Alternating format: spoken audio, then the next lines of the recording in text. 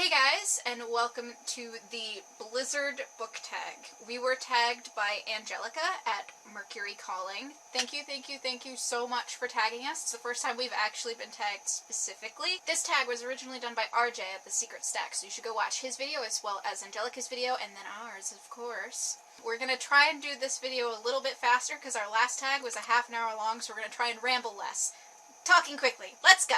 So, the first question is favorite wintry book cover, or themed winter book cover, whatever. Mine is The Bitter Kingdom by Ray Carson. It is the third book in the Girl of Fire and Thorns trilogy, which is one of the best books ever, and series ever, and so you should read it, especially if you don't like love triangles. My favorite wintry book cover is Dead Ice by Laurel K. Hamilton, which is the newest Anita Blake novel. Urban fantasy, she kills vampires and raises zombies, and there are werewolves and stuff. If you're into that, it's good. Auto by author. Have fun. The second question is, what fictional technology, magic, or superpower would you most like to have in a storm? For this, I chose the weird magical realism element of Everybody Sees the Ants by Ace King. The main character in this falls asleep and travels to Vietnam to be with his grandfather, so it's in a blizzard, and I would be in tropical Vietnam. Sounds like a great superpower to have. My pick for this is going to cheat because it's not a book, but I don't care because all I could think of when I thought of this question was Avatar powers from Avatar: The Last Airbender.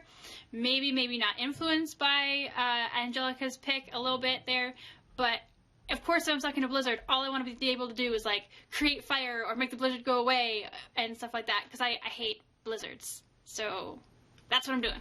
So, what character would you like to cuddle up with during a blizzard? And if you saw my rereads video that I just put out a little while ago, you know that I reread City of Heavenly Fire by Cassandra Clare while I was home. And so the first thing that came to mind was Jace from that series, not only because I am severely attracted to Jace from that series, but also because in that last book, something happens to him. It would make him the perfect person to have during a blizzard, and I'm not going to spoil it, but he's my pick. Awkward. I'm picking another Anita Blake book for this one, but this is the graphic novel version of the first book. If you like comics and would like to try Anita Blake but you don't want to read the novel, this is a good way to do it. The reason I'm picking up this one, though, is that I would want to choose Nathaniel. I don't know if you can see him there, but he's got really long hair that's apparently really thick that I could use as a blanket. So let's go with that one. Plus wear animal, always warm. The next question is, who is your favorite character who's a bit icy and takes a little time to warm up? I'm going to choose Caterin the Cold-Hearted from No Rest for the Wicked by Kresley Cole. This is a paranormal romance book. If you like steamy vampire sex, then check out this series. It's one of my favorites. I chose this one obviously because her name is Caterin the Cold-Hearted. She had a spell put on her by a god to help her forget heartbreak that actually took away all of her emotions, and when a vampire falls in love with her, she takes a while to warm up to him. My pick for this is Selena Sardothian from the Throne of Glass series, in my effort to always talk about this book and this series at any time possible. It's by Sarah J. Maas, and Selena is an assassin who's been in a salt mine for a couple of years being tortured because she was arrested for being an assassin, and now she's out. And so she not only has to relearn how to be a human, but she's an assassin, so she doesn't really like people to begin with. But honestly, she's probably one of my favorite main characters ever of all time. So the next question is, what group of friends would you like to have around for a snowball fight during a blizzard? And when I heard this question, the only thing I could think of, possibly because Taylor from Bibliomancy for Beginners and I just played Quidditch World Cup on the PlayStation, I only wanted the Gryffindor Quidditch team to be around, Harry Potter included, because I would want to play some magic snowball like Quidditch, which would be fantastic. I was thinking in a similar mind because I chose the group of friends at the Academy in the Name of the Wind. More magic snowball fights, guys. They could do some weird things with snowballs, I'm sure. What character do you want to smack in the face with a snowball? Now, I'm just gonna say the conglomerate boys in The Virgin Suicides that are the narrator of this book. They sort of fantasize and create this whole romanticized image about these girls who commit suicide, and throughout this book you hear how they're trying to figure out the mystery of these mythical creatures that are actually just a bunch of girls. That being said, Really great book. I loved it. I actually really loved the perspective it was written from, but they kind of need to be smacked in the face with snowballs if they're still thinking about these girls like 30 years later. So the character that I want to smack in the face is Quinn, the main character from Seeker. And if you read the review that I put on my blog of this book, you know that I absolutely hated it, and I hated her character, and I hated her choices, and it was really all bad and terrible, and I would like to just smack her in the face with a snowball because she had the potential to be a really great character, and then she wasn't, and then I was really sad and upset. So, bye-bye, Quinn. It's an ice ball. The next book is one that reminds you of a vacation, because during a blizzard, you never want to be in the blizzard. If you're a snow person, you're wrong.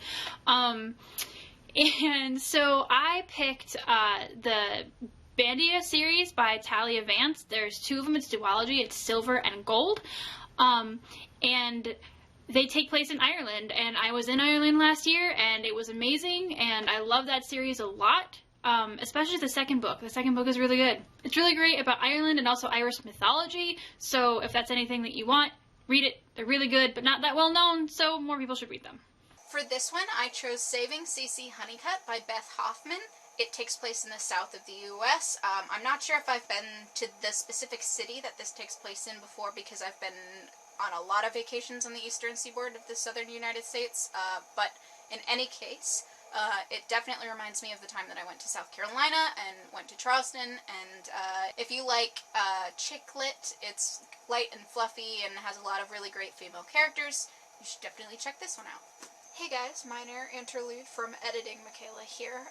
My camera shut off right at the end of one of my sections where I was going to start a new section, so I'm just going to insert an extra clip here. I'm going to be cheating a little bit here. I'm going to be choosing Jiko's Temple from A Tale for the Time Being by Ruth Ozeki. This is Nao's great-grandmother. She is a Buddhist, and it's in the north of Japan, which is probably snowing right now, but if it were summertime as it is in the book, I would want to travel there and visit.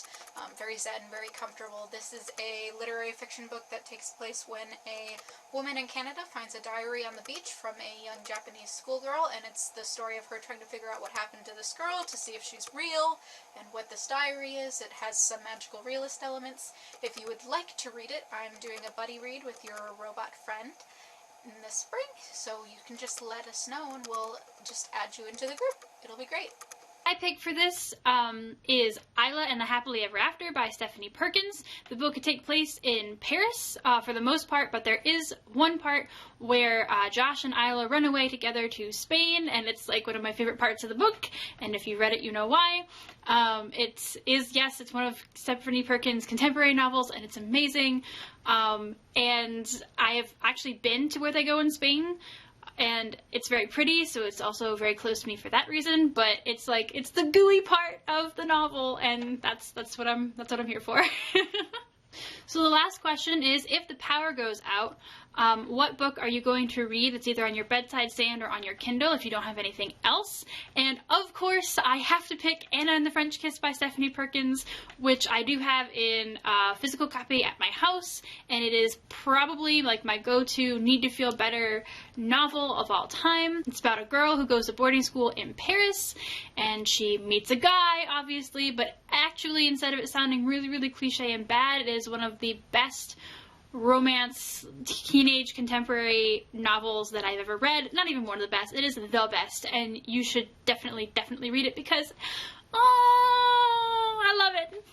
I went a slightly different route with this question. I chose Infinite Jest by David Foster Wallace, not just because this is actually the book that's on my bedside table right now, but also because this thing is a beast, and if the power goes out and all I can do is read, I'd definitely be forced to get through some of this, although it's very slow going, it's very lit fic, like you have to pay attention, so when there's nothing else to distract me, no phone, no TV, nothing else, I would definitely have to dip into this one. We hope that you have enjoyed us sitting here talking really, really fast at you in an effort to not make this be that long.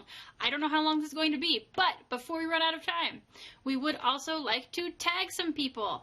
And again, we are just saying hello. You're not obligated to do this, but if you're feeling it, we would really like to see videos from Leanne at Literary Diversions, Hillary from Your Robot Friend, Rachel, who hasn't done a video in a while, so we miss her and we'd like her to come back even if she doesn't do this tag, and Ryan from The Love of Ryan, We know that he has never done a tag before, but we are really interested in seeing his thoughts, even if they aren't in this tag, you know, videos. Videos are good. You do that on YouTube sometimes.